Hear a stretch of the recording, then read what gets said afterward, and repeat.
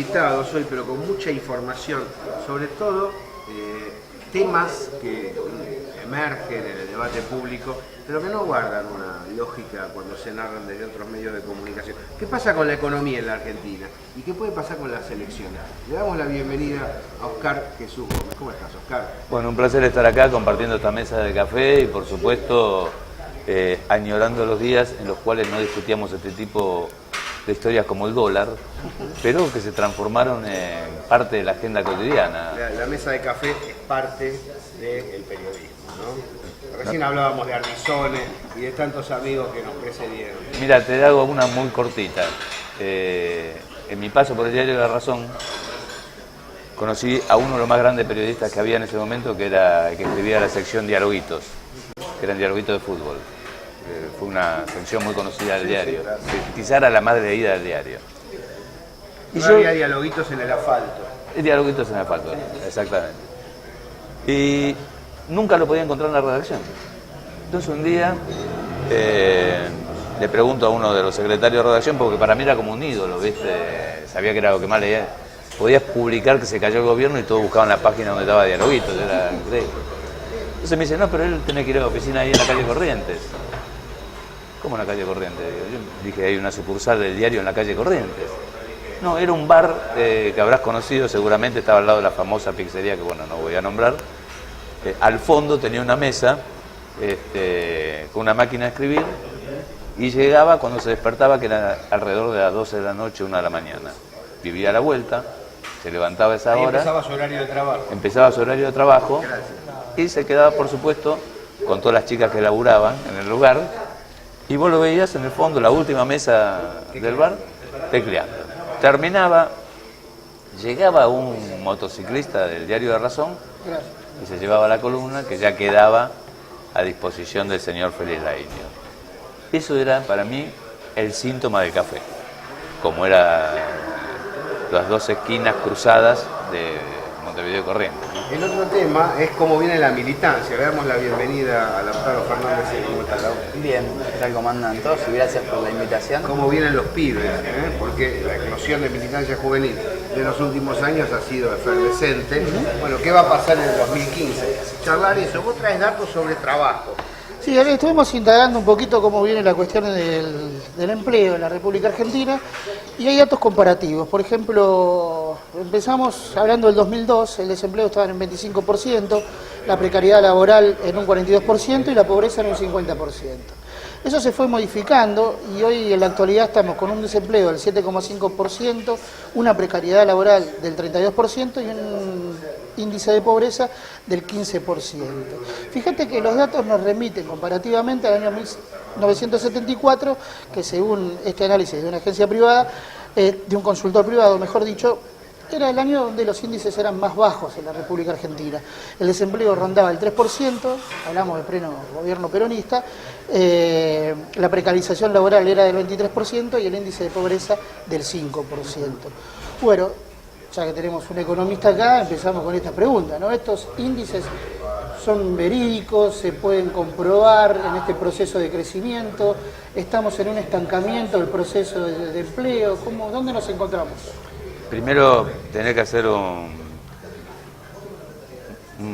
forma de parangonar lo que era el 74 con lo que es ahora, donde la población de trabajadores le falta el crecimiento desmedido que hubo en la población argentina. Vos sabés que ya superamos los 44 millones de habitantes en todo el país y calculo que en 1974, si no me dan mal los números en este momento, éramos 25 millones. O sea que era un país que te diría que ni de casualidad podían laburar todos. Y en esa época no laburaba el que no quería, además. O sea que son cosas muy diferentes. No era un dicho conservador, sino una realidad tangible. No, porque además el trabajo negro en ese momento ni era mal visto, ni estaba dentro del orden que te quedaron escritas las estadísticas. El laburo negro, o cuando hablas de población sin trabajo, en realidad laburaban casi todos. O sea, no había gente que no laburara en la Argentina, ¿viste? Era imposible, sobraba el laburo. No, además se cambiaba de trabajo, se renunciaba por otro mejor. Pero era muy habitual en el barrio. Pero era la normalidad. Yo como periodista en esos años que había mucho laburo editorial, mucha fuente de laburo, los periodistas laburaban todos. Por supuesto, la comparación es la misma, ¿cuántos periodistas hay hoy día y cuántos había en aquella época? La UDBA, que se llama ahora, que era ABBA, tenía en total 400 afiliados. Ahora calculo que va a haber unos 10.000 aproximadamente, una cosa así. Con una reducción de la fuente del trabajo que es casi del 50%. Porque te da mucho más trabajo corporativo, editoriales, para escribir, que un canal de televisión con 4 zombies hablando. No, además Cavallo inventó lo de facturar, somos todos pequeños empresarios, de mentira. Por supuesto. Lo que hizo Cavallo con la factura es evitar la contratación en blanco. Exactamente, era para legalizar un impuesto no declarado. Y para que vos pusieras lo que tenías que poner para el día de mañana jubilarte, cosa no muy entendible en muchos sectores, ¿no? Digo, nadie se preocupaba por cuándo te ibas a jubilar. Estábamos todos entre 20 y 30 años en los 70, ¿viste? No importaba a nadie ese tema. Ahora, en este Pero déjame proceso, terminar sí. lo que me estabas preguntando. Te escuchaba atentamente lo que me decías de las cifras. Hay varios cruces con esas cifras que seguramente vamos a tener una actualización para febrero, que es en febrero donde se acomoda de vuelta los planetas. Y te diría que vos dijiste que la tasa de desocupación está en el 30% aproximadamente. No, la tasa de desempleo hoy está en 7,5%. De desempleo. La de desempleo y la precariedad laboral en el 32%. Ah, correcto. Cuando hablamos de precariedad laboral, dentro de ese término se incluyen incluso toda la gente que recibe subsidios. O sea que es una precariedad, se llama precariedad porque recibís un subsidio que es una parte de dinero, pero vos tenés como por lo menos soportar parte del desgaste. Sí, sí. Yo esta experiencia la viví cuando en Europa, que no entendía muy bien de qué me hablaban, porque nadie laburaba, yo no entendía cómo nadie laburaba, ni en Bélgica, ni en Francia, ni en Italia, ni en España. En España era el más grande de todos, porque para ellos la precarización era, si a vos te echaban o te ibas del trabajo, vos tenías un colchón automático que te aportaba el 75% del sueldo. Hablo antes del euro. Cada país con su moneda, que eran otras economías. Y eso les proporcionaba a ellos una tranquilidad infinita. Primero porque si vos cobras, yo te digo ahora, mira, desde mañana cobras el 75% del sueldo y no vengas más, ¿qué haces? Sí, sí, cómodo. Pero sos el tipo más feliz de la historia, Sí, ¿viste? totalmente. Bueno, así se vivía, ¿viste? Yo veía a toda la gente que los lunes, los martes, los miércoles, los jueves eran todos los días iguales, ¿viste? Terminaba la gira, decían la gira, a las 6 de la mañana, como mínimo. Yo laburaba en una agencia que era Europa Press, donde es una agencia de noticias, no es que, viste, vos cerrás con llave, te vas y decís, mañana nos juntamos, muchachos. Yo el primer día que fui a laburar, llegué, tal cual suponía yo iba a ser editor además, llegué a las 9 de la mañana. Entré, no había nadie en la agencia, nadie. Europa Press, estoy hablando que La avenida de Europa. exactamente. Entonces le pregunto a una ordenanza que pasaba por ahí, digo, perdón, ¿a qué hora se empieza a laburar que no veo a nadie? Pues no, que están todos en el bar de la esquina. Me fui al bar de la esquina, que había 2 de los muchachos que yo conocía, y efectivamente había 4 o 5 mesas en un boliche de tapas, 9 de la mañana. Y todo el mundo con una copa de fino, que era un vaso de vino. Y bueno, no me podía tomar un vaso de vino ni que me mataran a esa hora, me tomo un café como estamos acostumbrados nosotros. Bueno, subimos a la redacción alrededor de las 11 de la mañana. Se laburó 1 hora porque a las 12 había que irse a comer. Bueno, vuelta todos afuera a morfar. El almuerzo, vos sabés que son 4 platos como mínimo. Y 18 botellas de vino para bajar lo que te comes ahí, en pleno invierno, como te podrás imaginar. Resultado, te lo hago muy cortita, 4:30 más o menos volvíamos a la redacción, de las 12 del mediodía. Y el horario de laburo era hasta las 6 de la tarde. Explico las conductas del periodismo. Se arman también. En las el periodismo, pero también cuando hay sostén del Estado. Exactamente, estaba ligando eso, porque era muy importante los sueldos. Se ganaba muchísimo dinero. Una pregunta antes. ¿Es la CETEP qué está planteando sobre falencias en este momento? Porque la CETEP lo que está planteando es, se logró esto, pero necesitamos avanzar en esta dirección. Claro, bueno, la Confederación de Trabajadores de Economía Popular, la CETEP, desarrolla a partir se desarrolla a partir del trabajo negro no registrado y lo que es, y llamamos economía popular, a todos estos laburos inventados dentro de un sistema, digo, excluyente, donde la productividad sube con una cantidad de trabajadores menor, o sea, donde la industrialización con una tecnificación más grande y un montón de situaciones implican que haya menos trabajadores produciendo más, que deja mucha gente afuera, y viniendo de un proyecto económico neoliberal como en los 90, mucha gente sin trabajo, como decía Néstor, 25% de desempleo, más desocupados que votos, se empezaron a inventar sus trabajos, que bueno, el cartoneo, las cooperativas, las changas. Entonces, son trabajadores que efectivamente, digo, están laburando, porque por una actividad reciben una remuneración, que no tiene un patrón. Son trabajadores. Son trabajadores, pero no tienen patrón. Entonces, los sindicatos, digo, la formalidad de los sindicatos es defender al trabajador ante las situaciones de conflicto, los derechos con sus patrones. Al no ser así la situación de estos trabajadores de la economía popular, la CETEP dice, bueno, esto también se trabajadores. Tienen derecho a estar organizados, a tener un marco legal que los respalde, a tener un sindicato, a tener beneficios laborales. Entonces, a partir de ahí surge la confederación. Entonces regulemos el mercado de trabajo de la economía popular, démosle todos los derechos que merecen los trabajadores y empecemos a pensar en un modelo productivo que los incluya. Teniendo en cuenta que hay un modelo productivo actual donde la exclusión es permanente, digo, es casi condición necesaria que un grupo quede excluido, no solo en Argentina, sino en el mundo. Entonces, bueno... Admiten que ha habido crecimiento, desarrollo y mejoramiento. Sí, por supuesto. De hecho, la CETEP es ¿Qué habría que hacer? ¿Apretar el acelerador en el esquema productivo? O sea, nosotros no decimos, bueno, para que crezca la CETEP y para que crezca la cantidad de trabajadores negros y sea un sindicato con más gente, tendría que desmantelarse un modelo productivo al revés, tiene que desaparecer. O sea, la CETEP es una herramienta un poco parche, pero que es totalmente necesaria.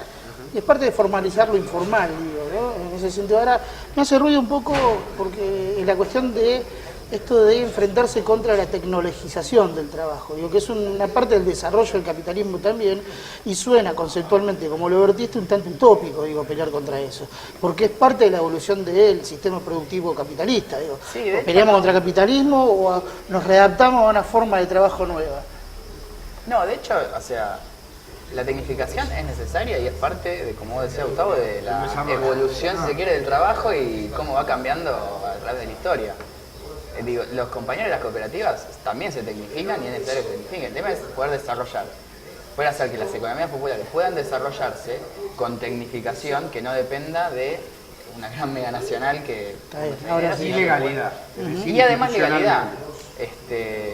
Ahí, digo, las jubilaciones no están del todo claras, el sueldo se discute en términos de, bueno, pude ganar esto este fin de semana, el otro por ahí no lo puedo ganar. Y entonces exige una cantidad de derechos que no están respaldados por el hecho de ser simplemente un tipo que gana plata haciendo algo. ¿Cuál es el rol del Estado? ¿Una expansión en los casos para el 2015? ¿Se espera un mejoramiento económico sobre un perfil que ha sido creciente hasta ahora, que pueda llegar a reimpulsar soluciones? Creo que el año de 2015 va a ser absolutamente diferente a los últimos 2 años. Ajá. ¿Por qué? Porque estamos en una meseta sin golpes de por medio y no vamos a tener que afrontar ningún tipo de evaluación, que fue un error que cometió el gobierno, tal cual hemos conversado ya muchas veces, en diciembre del año pasado, que se produjo la pequeña devaluación del 5 al 8%, pero que eso no terminó de dejar de afectar psicológicamente a los argentinos. Bueno, de ahí vino el disparate de un dólar inventado a un precio que lo querían llevar a fin de año a 20 pesos. Bueno, eso se logró bajar. Se logró bajar. En cuanto a lo que vos estás planteando, y con respecto a lo que estaban diciendo, creo que lo más importante de ese tipo de inclusión es lo que llamamos el ser social, que es muy diferente a alguien que sale solo en el medio de la nada a buscar una changa en el boliche que encuentra en el camino. De estos casos ha habido miles. Antes de que comenzara el 2003 y ni quiero hablar después de lo que ocurrió en el 2001. ¿No? Si vos pensás que va a haber una mejoría clara. No, creo que va a haber no solo una mejoría clara, sino que es tan importante el ser social que llega, como nos contaba él, a través de la inclusión por una vía o a través de la inclusión que va a venir con la industrialización. Creo que la industrialización del año que se viene, de todos los proyectos en marcha, se va a llevar muchos de estos trabajadores que están yendo por el otro camino. Esto tiene incidencia sobre las elecciones, claramente. Nos quedan unos minutos, pero no quería dejar pasar el tema. Vos habías dicho, Oscar, cualquiera fuera el candidato del Frente para la Victoria con este marco, los 10 años que vienen y el nuevo ciclo de crecimiento, gana. ¿Lo reafirmás eso? No solo lo reafirmo, es una cuestión de números. Vos sabés que me gustan más los números que guiarme por las sensaciones internas. Creo que no solo el proyecto acumula mucho para derrochar, bien utilizado el término de derrochar, sino que además hay miles de jóvenes que nadie está considerando en este momento porque nadie los encuesta. Y ya sabemos lo que son las encuestas nosotros, ¿no? Las hemos vivido en carne propia. A ver, entonces, pequeño debate. ¿Es lo mismo un candidato que el otro o no? Para vos, yo ahora te voy a preguntar a vos. En este contexto es lo mismo el candidato que focalice en la continuidad del proyecto nacional. Y hoy todos los candidatos o todos los postulantes a candidatos por lo menos surgen de adentro. Con las variables que representa cada uno ideológicamente. Y a todos ya los conocemos. Nadie se puede desayunar, porque sé hacia dónde va tu pregunta, de dónde viene Scioli. Yo creo que una cosa es Tayana, otra Scioli, otra Uribarri, otra Randazzo. Vos ratificás que cualquiera está en condiciones de imponerse, ¿no? Yo creo que está cualquiera en condiciones de imponerse, incluida Cristina. ¿Qué harían los pibes frente a esto? Hay debate entre los jóvenes militantes que dicen, che, no, pero si va Scioli yo no voto, si va aquel sí. Sí, son debates que se intentan zanjar a través de, sobre todo en la formación de la militancia, si bien es necesario por una cuestión coyuntural, empezar a discutir modelos a partir de las elecciones. Las elecciones no por, claro, los candidatos, tratar de pensar un proyecto de país donde los candidatos sean expresión de un modelo y no un candidato expresión de su persona.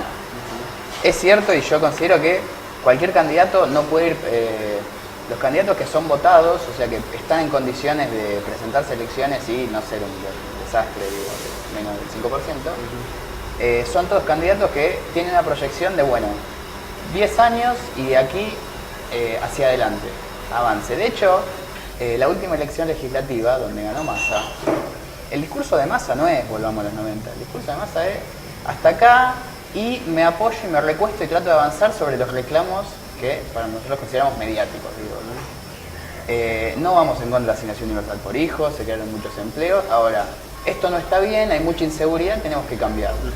El pueblo argentino se da cuenta de que los modelos posibles y los modelos que tienen que ganar son los modelos que no quieren volver a hacerlo. Por eso yo no veo la perspectiva de Macri, por ejemplo, como una perspectiva ganadora. Privatizadora plena. Es cierto que, bueno, la disputa de Massa es una disputa que sí puede llegar al retroceso por las condiciones de políticas y condiciones ideológicas que tiene ese modelo.